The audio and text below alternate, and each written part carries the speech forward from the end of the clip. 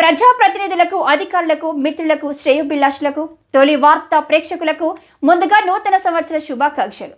2024 సంవత్సరంలో తొలి వార్త ప్రేక్షకులందరికీ ఆయురారోగ్యాలతో, అష్టైశ్వర్యాలతో కలిగించాలని మనస్ఫూర్తిగా భగవంతుని వేడుకుంటూ మీ తొలి వార్త news channel CEO Ramesh Yadav.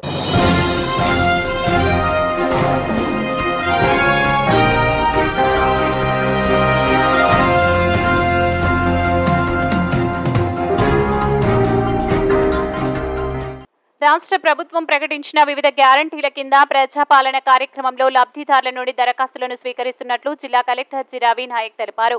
ప్రజాపాలన కార్యక్రమంలో భాగంగా బుధవారం ఆయన మహబూబ్ నగర్ మున్సిపాలిటీ పరిధిలోని క్రిస్టియన్ పల్లి 10వ వార్డులో నిర్వహించిన ప్రజాపాలన వార్డు సభకు హాజరై తనిఖీ చేశారు. ప్రజాపాలనలో ప్రజలు సమర్పిస్తున్న దరఖాస్తులతో పాటు ప్రజాపాలన బృందాలు నిర్వహిస్తున్న కౌంటర్లు, ఆయా పథకాల కింద వస్తున్న దరఖాస్తులను పరిశీలించారు. అప్పటి వరకు వచ్చిన దరఖాస్తులను ఆయన పరిశీలించడమే కాకుండా కౌంటర్లన్నింటినీ తిరిగి పరిశీలించారు. దరఖాస్తుదారులు ప్రభుత్వం జారీ చేసిన దరఖాస్తు ఫారాలను సమర్పించాలని, ఇందుకు ఎలాంటి డబ్బు చెల్లించాల్సిన అవసరం లేదని, ఉచితంగానే దరఖాస్తులను సమర్పించుకోవచ్చని తెలిపారు.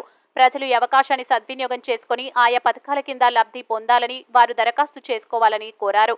ఈ కార్యక్రమంలో municipal commissioner Pradeep Kumar, assistant town planning అధికారి జ్యోష్నాదేవి తదితరులు పాల్గొన్నారు. మీ తొలి వార్త న్యూస్ ని సబ్స్క్రైబ్ చేసి, లైక్ చేసి, షేర్ చేయండి.